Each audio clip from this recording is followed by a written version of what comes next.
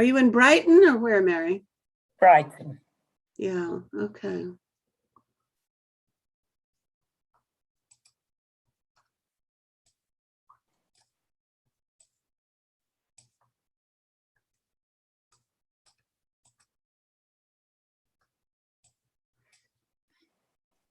Hi, I'm Meta Spencer, and we're going to Brighton, England now, and to see a woman I just treasure, Mary Kaldor. She's a very, very wonderful person, the most courageous and interesting and innovative peacenik thinker of her day. And I really am looking forward to this conversation. I knew Mary way back when she was the innovator of something called the Helsinki Citizens Assembly. And that was a major factor in my life in those days. And I wish it was still going on. So we're going to go to Brighton, England, where she's now doing research in having retired from the London School of Economics, and has been working on collecting things left by her late husband, Julian Perry Robinson, who I guess died of COVID earlier a year or so ago. So it's been a hard year for her, but we want to move on and talk about her very important work. The time when I most recently was in touch with her writing was when she was innovating an analysis of what she called new wars, how the current batch of wars differ from traditional ones. And so I want to get up to date about what she thinks of the new current list of new wars. And of course, Afghanistan, which has proved to be a big fiasco. Good morning, Mary. Hello, Meta. Very nice to see you. It's actually not morning. It's late here, but it must be evening for you. So anyway, glad to see you again. Okay, bring me up to date, lady, on your work on new wars. We need to tell people how you described the new wars a decade or so ago when you were, when was it? About a decade ago that you wrote? It was longer. The first edition of the New Wars book was published in 1999. Oh, all right. So, okay. But so there have been some newer new wars since then. Yeah. And I wonder how they fit into your description of the changes that you were observing at that time. Well, as a matter of fact, they fit extraordinarily well. Okay. They are all new wars. And I think I've developed the analysis quite a lot since I first wrote the book in 1999. I mean, at that time, I was really describing the characteristics, although I was trying to argue that what was new about new wars was not so much something empirical as the logic of how they functioned. And that's becoming ever more clear. And I found it quite useful if we think of old wars as deep-rooted contests between two sides. And the sides were usually traditionally states. But the key was it was a deep-rooted political contest between two socially organized entities. And because each side tried to win, it was a contest that tended to the extreme. It got worse and worse. And old wars, if you like, were incredibly lethal. Millions. I think during the 20th century, 115 million people died in battles in war. But they were quite short. They ended in decisive victory or defeat. Mm-hmm. New wars are very different in that I think they're better described as a social condition or almost as a mutual enterprise. I think nowadays most armed groups try to avoid direct collisions because war is so destructive. Nevertheless, violence serves certain purposes. It serves economic purposes. They make a lot of money by simply looting people, by setting up checkpoints, by hostage taking, by smuggling. And they also gain politically because the best way to have an extreme political ideology is through fear. And so these are wars in which there are numerous warring parties who are both state and non-state, but they're less interested in winning than they are in violence for its own sake. And whereas the old wars tended to the extreme, as Clausewitz told us, these wars tend to persistence. They are the forever wars. Mm-hmm.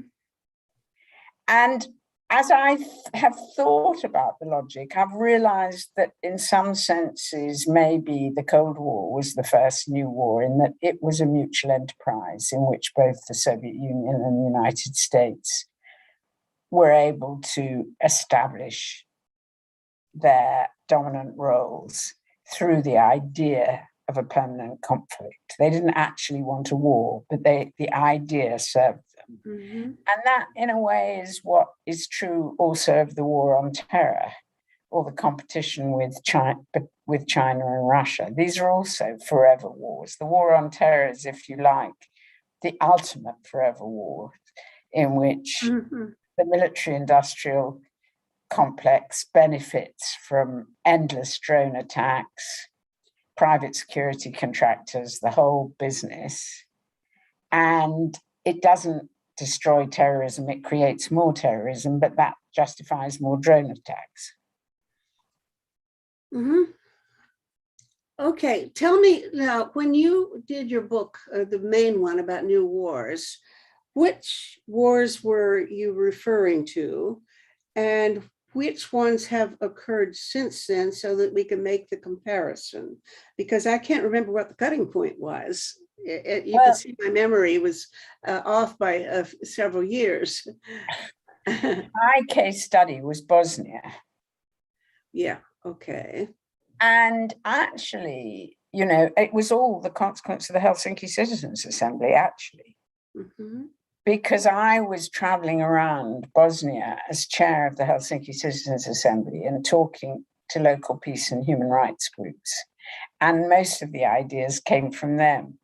But I think, in fact, I started the New Wars book with Nagorno-Karabakh because it was when, and again, that was the Helsinki Citizens Assembly. I don't know if you ever came to the South Caucasus. No, not on any of those trips around the countryside, yeah. But anyway, when we went to the South Caucasus, I just was very struck when we went to Nagorno-Karabakh with the similarities between Nagorno-Karabakh and Bosnia. Mm-hmm. You know, this didn't look like my image of a war. You know, my image of a war was World War II. Mm-hmm. Regular soldiers, I don't know, trenches. My image of a war is World War I with people in trenches. Yeah, exactly. I'm really behind.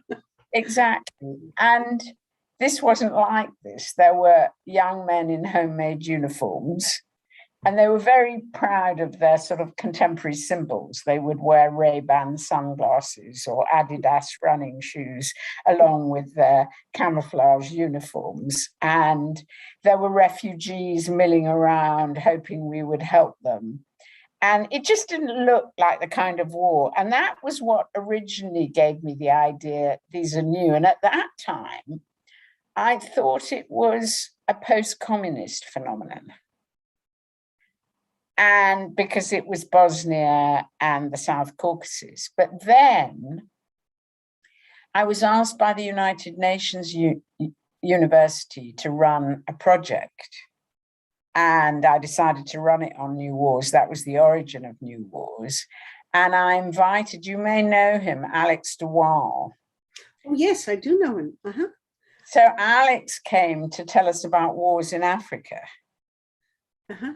And we were kind of very struck at the similarities between wars in Africa, wars in Bosnia, wars in Nagorno-Karabakh. And so that was the origins of our New Wars idea. Tell me whether, having mentioned him, you know, his main interest, I think, is in famine. starvation and deliberately induced famines, of course. And I did an interview, a talk show with him a couple of years ago, because he had a new book called Mass Starvation. And of course, since then, there have been some other new wars where there is again the induction of famine, the actual creation of deliberate famine, Yemen being one. And I believe right now it's going on in Ethiopia. Absolutely. Yeah. And in fact, oh my goodness, I was meant to call Alex and I forgot all about it. I've just remembered another thing I forgot. So sorry. But I'll do it afterwards. Okay. But Alex and I are actually working together now again. Good. Ask him if he will let me call him. I'll have to edit this out. But I've been trying to talk to him for 2 years, and he never returns my phone calls. So but you lobby him for me. Okay? His latest theories of famine is that famines nowadays, we know how to deal with famines, so they only actually occur in war situations. Yeah. And he's extremely preoccupied with Ethiopia. The other thing that Alex does, which is very relevant to the whole New Wars argument, is that he's been pioneering this idea of the political marketplace, by which he means really crony capitalism. What he means is that in many of the conflicts we study, the state is basically a repository for revenues. You don't get much tax revenue, but you get aid, you get mineral revenues. And many of these wars are really about how you distribute these revenues. Okay. Okay. Now, did you include this notion of famine in your own description of New Wars, or is that kind of an appendix? No, I didn't. But anyway, so the first book, my case study was Bosnia, but then I've done 2 editions since of the New Wars book, and the latest in 2012 also included a chapter on Iraq and Afghanistan as New Wars. And there I was arguing that, in a sense, the United States started off with an old war mentality and found themselves swept up in a new war. Mm-hmm.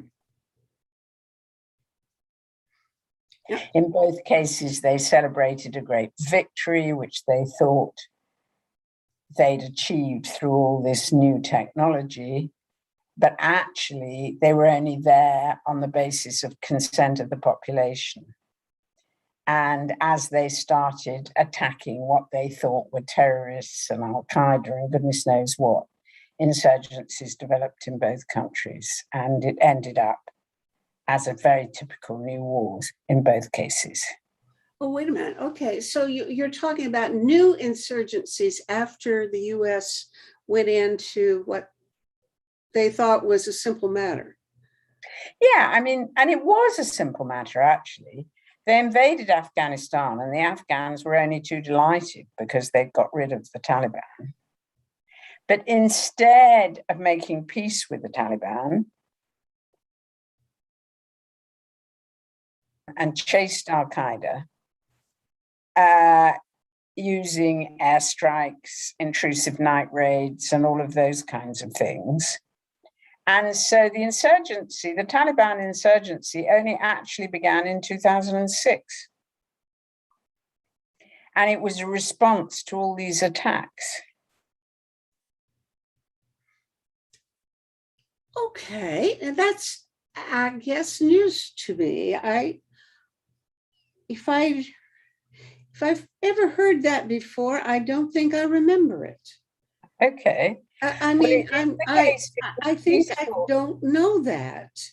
Now, did you just make that up, Mary? Where did that come from? It was peaceful for the first 5 years. I think there were 2 problems. One was that the US had this counter-terror mission, and was constantly trying to attack the remnants of Al-Qaeda and the remnants of the Taliban.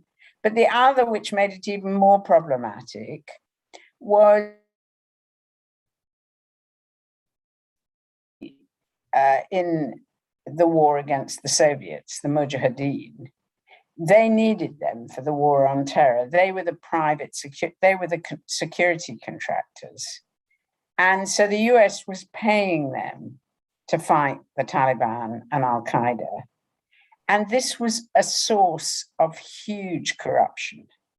And it insisted on bringing them into the government. So the other problem was, it was both the problem of continual attacks provoking a reaction and a problem of very considerable corruption undermining the legitimacy of the Afghan government. I'm trying to think of where you've straightened out my head, but I'm not sure, because I think my confusion was that I did not see a distinction between the Mujahideen and the Taliban. I thought the Taliban were sort of the outgrowth of the Mujahideen. They so were. You're describing something quite different. Well, the Mujahideen, sometimes called the warlords or the commanders, who all had their own armed groups, they were more or less, they were defeated when the Taliban came in, when the Taliban came to power. The Taliban were very anti-corruption. The warlords were sharing power, the Mujahideen in chaotic and corrupt ways, and the Taliban came to power. And so when the Americans came in, the Americans brought back the warlords.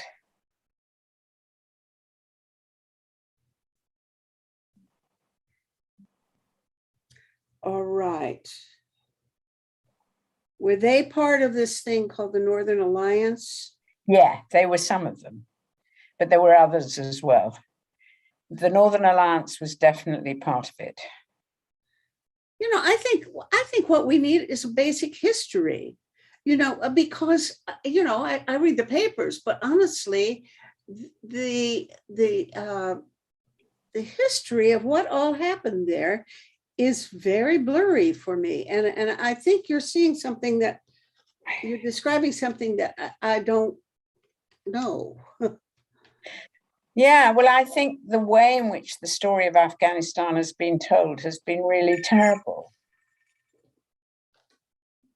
And essentially, I think the problem in Afghanistan was the continued counter-terror operations. And I think most Europeans would agree with that. Okay. But there was a, you know, essentially what happened was the US came in, then they got the UN and NATO, and the UN and NATO had a different project. Their project was stabilizing the country. And really, the stabilization project and the counter-terror project undermined, well, the counter-terror project undermined the project of stabilization. This is really quite unique, Mary. I don't think I've heard anybody say this sort of thing. Well, are you unique? Have you invented this recently, or because this is quite interesting. I'll send you. I've been saying it for a long time, actually, but I'll send you an article I wrote in The Guardian. But what I wanted to say, and I think Europeans are quite aware of this. But I think in the US, I mean, Biden was always against what he called nation building and always in favor of counter-terror. And my feeling is that it should have been exactly the other way around. He should have been against counter-terror, but nation building, well, at least nation building in the American way of thinking was very militarized. What was needed was a civilianized peace building program. And that was perfectly possible. I mean, the Afghans really wanted that. Okay, you told me earlier that you did have something to say about Afghanistan and about counterterrorism and about your alternative. So it looks like we have jumped right over a big analysis of new wars in the earlier phase of your thinking. And we're talking about a much more recent period. So go right ahead. Let's cover this. You want to just turn on my light because I realize it's getting dark here. Yeah, and sure. If I turn on my light beside me, I'll just turn on the big light and then you'll be able to see me. I think, is that better? Oh yes, much better. Very good. Okay. So now you wanted to talk about human security. Well, as I use the term antidote to the terrorism of the war on terror. Exactly, because I think our objective in Afghanistan should have been the security of Afghans. Mm-hmm. And in fact, our objective was the security of the West. And that was thought to have been achieved by killing terrorists. Okay. And killing terrorists really undermined the security of Afghans. And my feeling is that actually we live in this interconnected world where the security of Afghans is just as important as the security of Europeans and Americans. And that had we had as our primary objective the security of Afghans, we would have had a very different outcome that would have actually made us safer as well. Move back. Let's talk about what counterterrorism is then, because I would have thought probably Biden or the other people who were thinking in terms of counterterrorism were thinking themselves of, in a way, protecting Afghans from terrorists. But who are the terrorists that we were worried about, or that they were worried about? Was just Al Qaeda? I mean, if it were just Al Qaeda, then once you get rid of the real threat of an Al Qaeda base in Afghanistan being used to, sorry, excuse me, somebody's here. Yes, come in. I'm not going to the door. I'm sorry, I'm busy. Somebody's at my door, but I'm not going. This is going to have to be edited like you wouldn't believe. Okay, now, so if I think that in the minds of the people who went into, I've got to go do it. So somebody's yelling at me. I'm sorry, Mary. What is it, woman? Who are you and why? Should you stop because it's live on YouTube? Hello, who are you? I'm here. Who? I can't. Oh, honey, I can't do it right now. I'm on this. Oh shit, I can't do it. You have to. Can you wait half an hour? Yeah. Okay. Yeah. Make yourself at home. Listen. Yeah, okay. The parking downstairs, okay? Because they said they don't have parking. Yeah, you have to park out on the street. I'm sorry.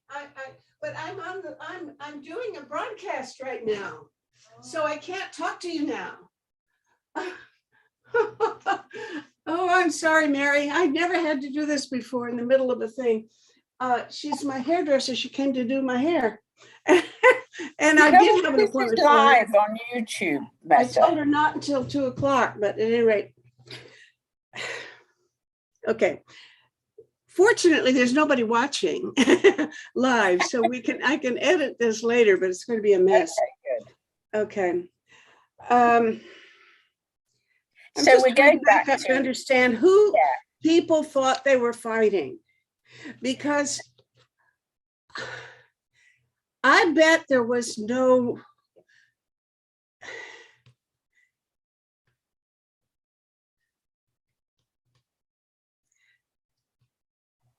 if you were a general, an American general, who in the first 5 years of the war in Afghanistan,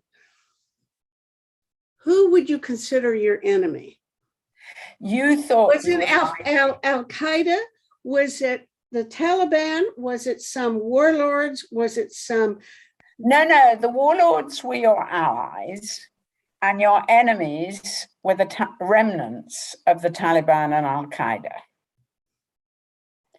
And my feeling is that actually it would have been much better to make peace with the Taliban and to deal with Al-Qaeda through policing rather than through military means. And if you imagine that Afghanistan had been a country like Britain or Germany, can you imagine you would go around bombing little cells of terrorists? Beats me. I don't know what I would have done. But it's a confusion of who is the enemy that is so. I had never even thought about it before, but I'm not sure who we thought we were fighting. I think that the US thought it was fighting the Taliban and Al-Qaeda, though actually I think many of the warlords exaggerated the presence of the Taliban and Al-Qaeda in order to get money and arms from the United States.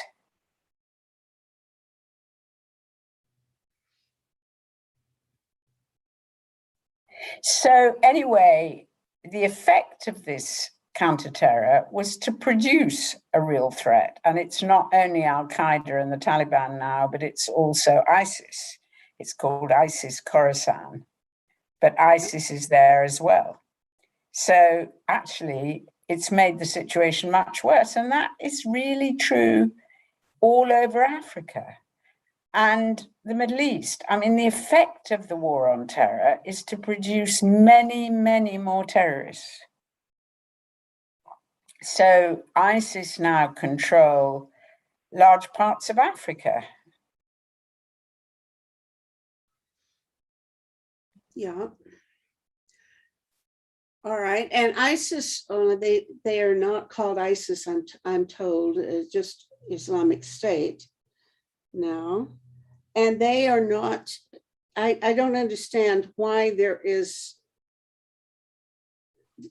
this enmity between them and the Taliban. Because if they're all, it sounds like the whole country was full of different kinds, different flavors of terrorists who all hate each other as much as they hate the West. I think that's probably true. And I think this is all part of the new war analysis, that these armed groups are trying to control bits of territory, they're trying to make money, they're competing with each other.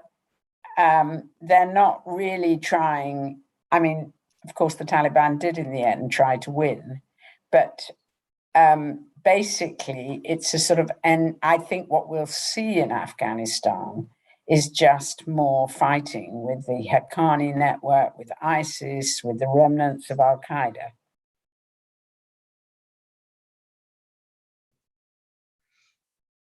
Okay, now, if you'd been in charge, you want human security. Tell us what that is. I think I have a few ideas, but not many people will know. And besides which, your analysis is probably a little different. What would you have done? Well, first of all, actually, I wouldn't have invaded Afghanistan. I think what I believe that terrorists, individual terrorists, are not the same as a collective attack. I think the mistake was made in 2001 when Bush treated the attack by the terrorists as an attack by a foreign state and declared the war on terror. I think terrorism is criminal. What happened on 9/11 was a crime against humanity, but it should have been dealt with through policing and through intelligence rather than through a war. And what kind of policing? Where would you get any kind of police force? The UN doesn't have anything like that.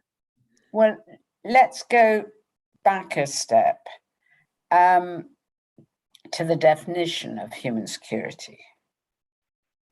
We have, the traditional definition of human security which stems from UNDP's Human Development Report of 1994, was that human security is about the security of individuals and the communities in which they live, as opposed to the security of states and borders. And it's also about security from material threats, from famine, from poverty, as well as from military threats. Mm-hmm. Now, the way I've been thinking about human security is that we have a different way of guaranteeing security domestically than we do externally. Yeah. Domestically, we maintain security through a rule of law and through police, a combination of a rule of law and effective justice systems. And internationally, we tend to think in war terms. Mm-hmm. Mm-hmm. And I think a human security policy in this sort of global interconnected world is really about expanding the domestic mode of security outwardly.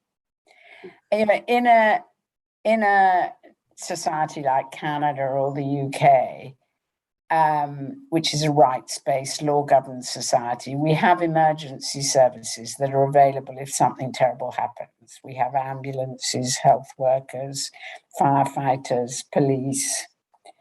And I feel what we should be having internationally is something very similar for climate change disasters as well as for new wars.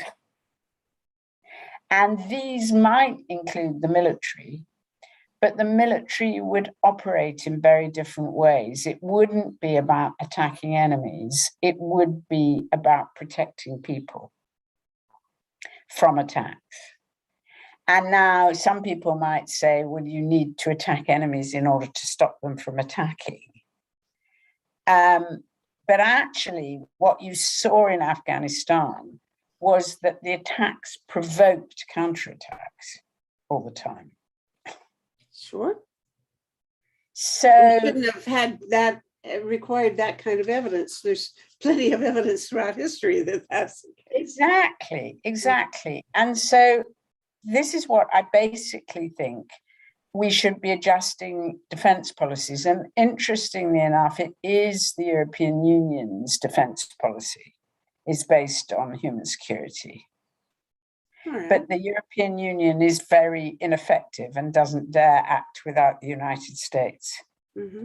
And in fact, what was interesting over Afghanistan is that they were all against them. I mean, the Americans only withdrew 2,500 troops. The problem was that Trump did a deal with the Taliban and left out the government, left out civil society, and basically agreed that the US would withdraw. So many people in Afghanistan and agreed that the Taliban would ally with them because the Taliban don't actually attack the United States and Europe.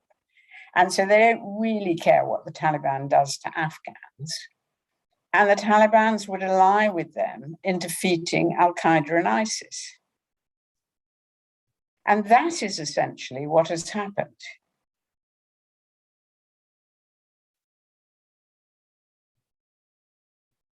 Back up and fill me in a little more. I'm not getting a complete picture of this. I'm stuck back there where you're talking about this the equivalent of a police service, other emergency service. So let's go back to that because my interest is in this. You know, we have this thing called Project Save the World, and we have a platform for survival. And one very important key part of the idea is to have the United Nations have an emergency peace force service, which would be. I'm thinking is Mary talking about this peace service that we have in mind?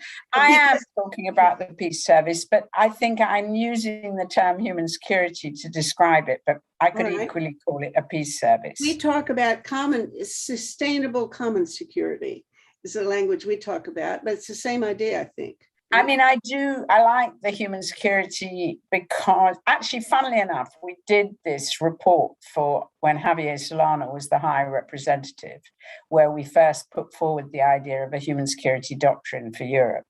And we were describing all this and we didn't know what to call it. And we agreed to call it human security. I mean, we could have called it something else. But you're saying that the EU's policy is along those lines, but we thought of it as primarily a United Nations outfit and not almost as an alternative to national armies. Absolutely. And the EU's policy is along those lines and within the framework of the UN. So in the early days, there have been quite a lot of EU missions, actually. And one of them, just to give you one example, the anti-piracy mission in the Gulf was a real success. We don't hear about it because it was so successful. Okay. And that was an EU mission, I think, authorized by the UN. Mm-hmm. So, and they were, first of all, they were arresting pirates and not killing them. Mm-hmm. And secondly, they were trying to do, along with the arrest of pirates, they were establishing a system of fishing licenses along the coast of Somalia. Mm-hmm.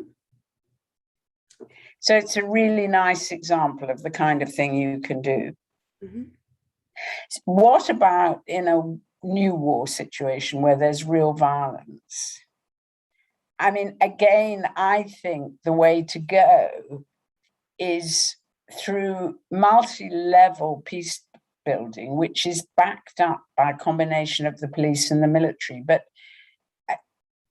I mean, this sounds like a really odd example, but actually General Petraeus in Baghdad managed to reduce the violence dramatically in 2007 to 8. And he did it by negotiating over 300 local agreements. And US forces were in there together with Iraqi security forces, and they upheld the local agreements. I mean, you say 300 agreements? He went door to door collecting agreements practically? What soldiers did. They put soldiers in police stations across Baghdad. Mm-hmm. I mean, as it happened, this was the moment when, I don't know if you remember, but there was these sons of Iraq who were Sunnis who wanted to separate themselves from Al-Qaeda. And so it was a very good moment because they wanted to end the war and they were prepared to make deals with Shiite groups in order to stop the violence. And but the role of the internationals, in this case it was Americans, was extremely important as mediators and as people who could uphold those local agreements. And I think a similar approach could have been done very effectively in Afghanistan. But you said 300 agreements. That is quite amazing. How would you even find 300 different groups that you could negotiate with? In little areas. These are wars where you have very localized armed groups. And interestingly enough, there have been one of the characteristics of new wars is that you have a lot of local agreements because there are so many different armed groups and they sometimes agree among themselves for tactical reasons. They might agree, for instance, in Syria, they agree about when ISIS was there, ISIS controlled the oil. The government controlled the electricity and the Al-Qaeda, the Nusra groups, controlled the water. And they made agreements to sort of exchange services. Okay. So sometimes you have real peace agreements. They're rather rare, but agreements where civilians are involved and they agree for a ceasefire. and that's quite durable. But sometimes there are agreements about redeployment of troops, there are agreements about exchanges of services. But what we found in our research, and this is particularly true in Africa, that where the UN gets involved in these local agreements, they tend to insist on more civilian involvement and they tend to last longer. And that's a really interesting conclusion. So internationals can play quite a constructive role in making these local agreements more peace-oriented. Mm-hmm, mm-hmm. We did have a conversation while the early part of the Syrian war was going on. And at that point, you had, I thought, a very constructive notion, which I was surprised hadn't been adopted, which was to create an enclave or something for Syrians to go to that could be protected by peacekeepers and defended if necessary, but that people coming in would have to leave their weapons outside. Do you recall? I do recall that, and I think that's something we could also have done in Afghanistan: create safe havens and safe areas for people to go to. And in fact, the UN again, I mean, there's lots of criticisms of them, but in South Sudan, when the fighting was on, people fled to UN encampments, and that resulted in these protection of civilian sites. Now, you said that you're studying a series, 4 or 5 other wars now as the current crop of new wars. Which ones are they? You mentioned Sudan. Which are the countries you've been studying? Well, in the last phase of our program, it was DRC, Somalia, South Sudan, Syria, and Iraq. And now we're entering a new phase where it's going to be Somalia, Sudan, South Sudan, Syria, Iraq, and I hope Afghanistan. Okay. What's been left and what's been added? I think DRC we're no longer doing. Okay. And Sudan and Afghanistan. Bring me up to date. What has happened that's changed the situation in DRC? Nothing has happened. It's British government priorities. But nothing, it's still war. It's still war. It's still terrible. It still continues. Right. Okay. Okay. So, all right. Now, what in general can you say that if there are any differences between now and the earlier New Wars analysis, what has changed? Is there anything, or would you say they're all pretty much following the pattern that you described? I think what's changed is that the UN is much weaker and that external powers are getting involved. So I think the big change was the invasion of Iraq, which in a way discredited UN-type interventions. Do you remember we had that big discussion about humanitarian intervention? Mm-hmm, mm-hmm. And a lot of people, progressive people like you and me, were in favor of it.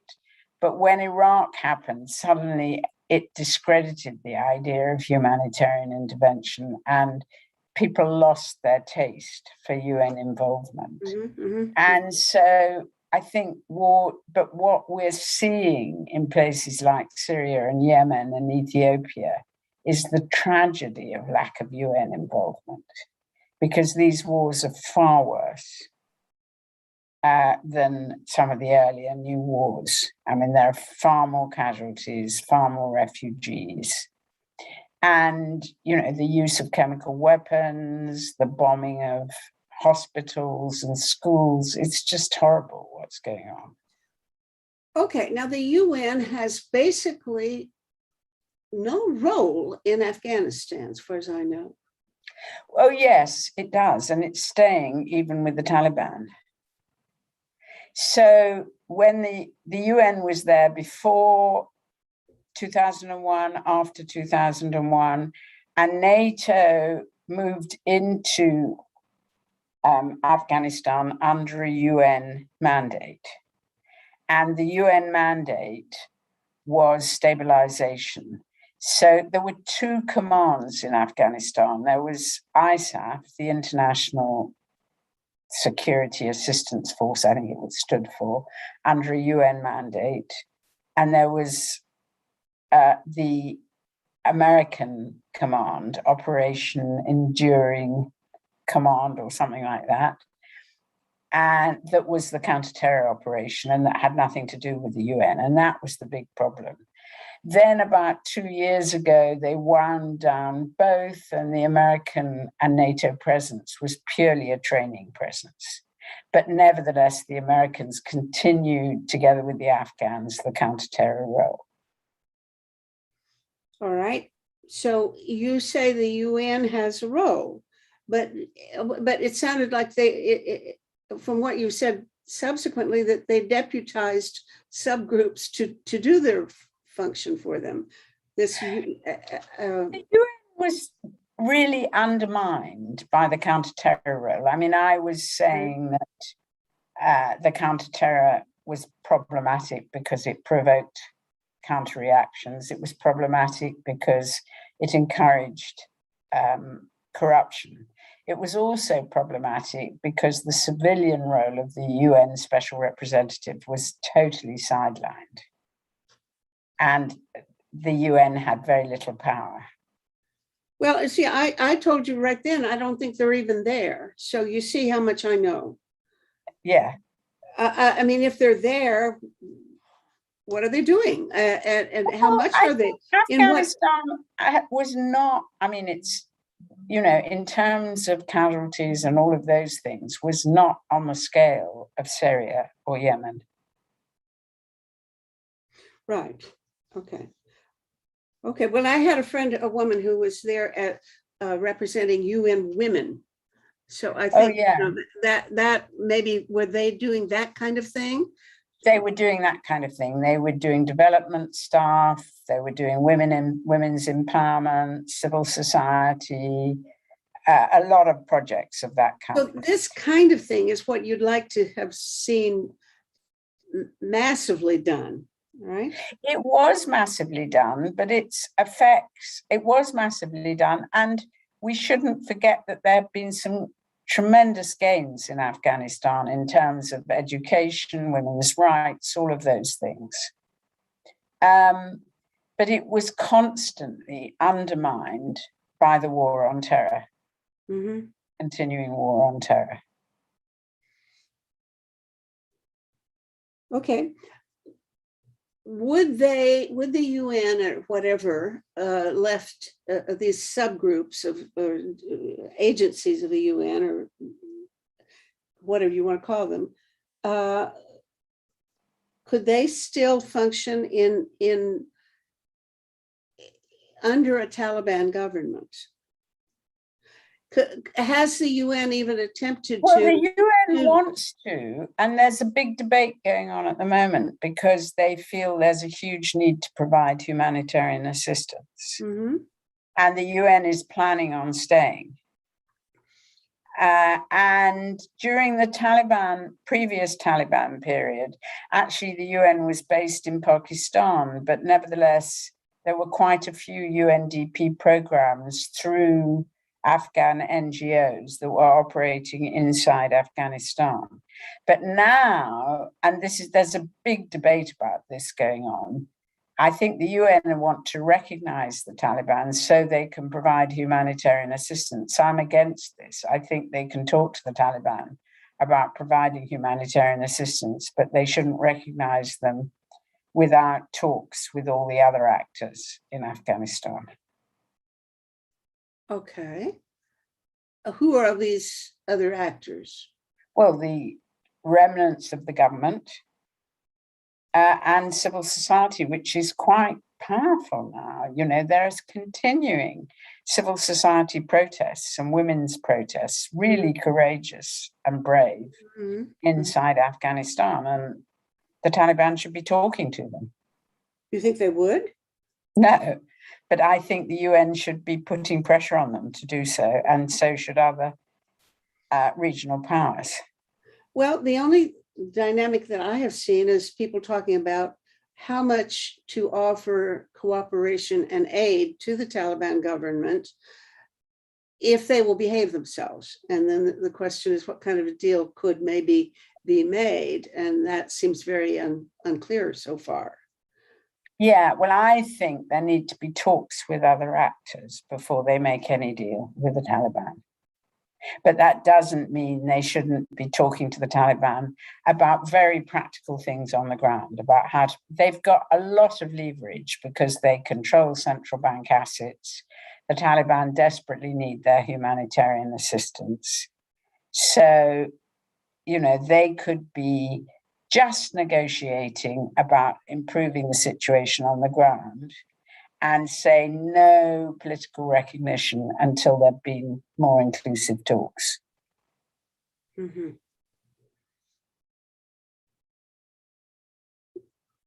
Who listens to you? Well, actually, quite a lot of people do. I talk a lot, obviously, to the Foreign Office, the British Foreign Office. And I think among civil servants, there's a lot of sympathy for this position. But, the British government is we have a very problematic government at the moment. But apart from that, the British military industrial complex is so integrated into the American military industrial complex that Britain very rarely does things independently of the United States. Then, of course, I am talking to NATO, and this is something that I think you'll find interesting. Much to my amazement, NATO has established a human security unit. Which sounds like your notion of human security, or something? No, it doesn't. Basically, it's an umbrella for protection of civilians, for a whole lot of things. Protection of civilians, protection of cultural heritage, dealing with human trafficking, dealing with gender-based violence, the women, peace and security agenda. And actually what you see inside NATO is a kind of ambiguity about what all this means, because for some, these are things you do alongside military operations. Mm-hmm. So, for example, to take the Afghan example again, there was a lot of pressure on NATO to minimize civilian casualties.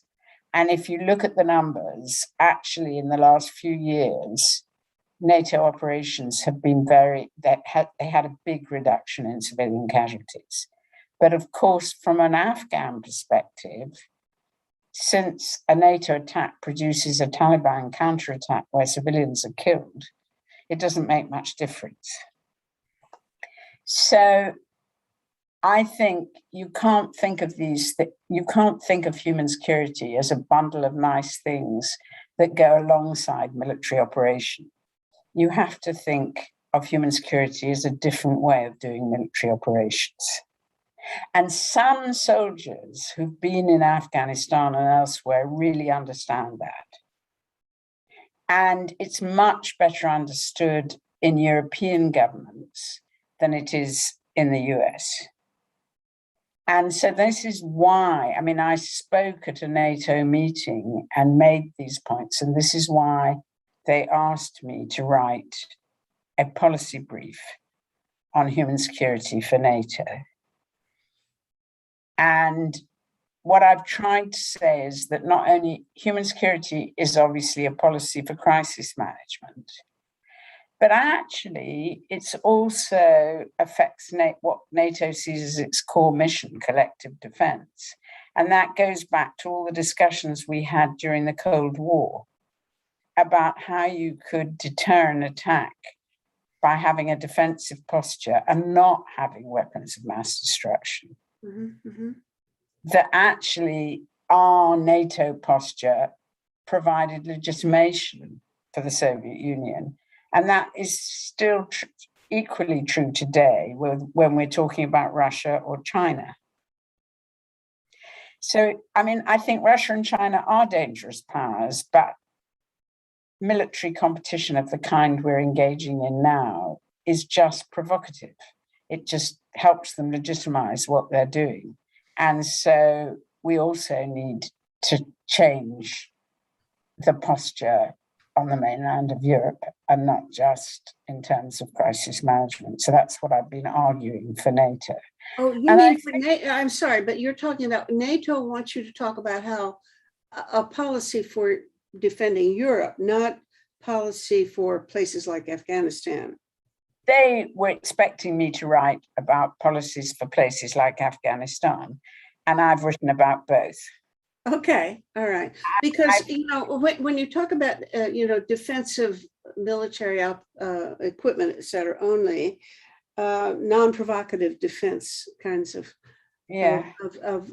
preparedness, I guess that makes sense if you're talking about defending against another state that might attack, an alien coming in. But how would that work if you're talking about a place like Afghanistan, where, as you talk about it, there are local patchwork of warlords or of different competing interests, ISIS versus the Taliban versus Al Qaeda versus all of these other things. I don't see how defensive military posture would work against a kind of local insurgencies and so on. Well, I think it would, because, essentially attacks on the Taliban and Al Qaeda were provoking the insurgency. So I think it would need to be defending people against attack, making it difficult to be attacked, trying to provide security at a local level, which also might involve making local agreements. So, I think the key thing is that, if you like, at a higher conceptual level, that basically we're saying that the security of Europeans and security in the European mainland, we're saying the security of Russians and Chinese matter as much as the security of Europeans and Americans. The old war perspective was that the security of Europeans and Americans mattered much more than the security of Europeans and Russians. And although you shouldn't kill civilians, if they get caught in the crossfire, it's okay. Whereas I'm saying it's not okay. You have to take a whole different approach. And the same is true in places like Afghanistan, where the security of Afghans is the thing that matters the most. The thing I like about your work, Mary, is that you come at it from such a different perspective. I mean, most peace activists think in terms of how you prevent a war by being nice to each other, negotiating in advance, and so on. But after a war has started, we have nothing to say about how to get out of it, or how to wage it in a way that's humane, or how to protect people in the middle of it, et cetera. I mean, peace activists that I know, and I'm surrounded by them, really have nothing to say about warfare, how to improve warfare. And what you do. Suggesting improving warfare, but I'm suggesting what we do recognize is that we have to be able to deal, being nice to the Russians or the Chinese isn't necessarily a solution, because the Russians and the Chinese are not nice to people living in Crimea or people living in Xinjiang. And so we have to be able to deal with that and address it and take it seriously. Indeed. But you've got strategies, you see. Exactly. Well, what is unusual, because honestly, you've been in the last half hour been saying things that I have not heard anybody else say, either my peace activist friends or, of course, people in the regular mainstream, either government or the military or even the main press, the pundits and so on. Nobody's talking the way you are. And you have a dozen good ideas, which the question now is, to my mind, how to, why aren't there more Mary Kaldors in the world? I hope there are going to be more. Okay. All right. But in terms of your own work, do you think that you say NATO is listening to you? Already there's another interesting point that I have not tried to imagine how NATO works. I assume that, so far as I can tell, when the US says something, all the other countries in NATO say, oh, yes, sir. They do, but different European countries, just to give you one example, the Portuguese War College has written a whole book on new war theory. Oh, really? All right. So within European states, there's a lot of interest in these ideas. And so I guess what I'm trying to do is to encourage Europeans to try to be, I think Afghanistan was a terrible shock for all of them because they really did disagree with the US about Afghanistan, and the US took no notice. Well, certainly they did. The US took no notice, and nor did anybody I know. So. Exactly. Yeah. All right. What? Think now as somebody trying to organize alternatives, promote alternative perspectives, which I'm sure you obviously do. How do we publicize your ideas, for example? How do we get somebody talking along the lines that you've proposed? Okay, suppose we have a seminar, a webinar, something where we take each of your proposals and analyze them and get some other people talking about them. And could we make a conversation? What I'm hearing is you've got some good ideas, but this is not a conversation not with me. We need a larger discourse about the whole approach, the human security approach. I think within sort of aid agencies, NGOs, those kinds of groups, the UN, a lot of these ideas are present. The UN has learned a lot from the last few years.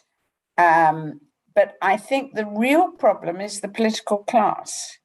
The political class have this idea that all the population want is a strong country, It's terribly hard, even though there's a lot of interest in the Labour Party, for instance, here in Britain, in these kinds of ideas. And, remember Robin Cook had an ethical foreign policy, which was quite close to all this.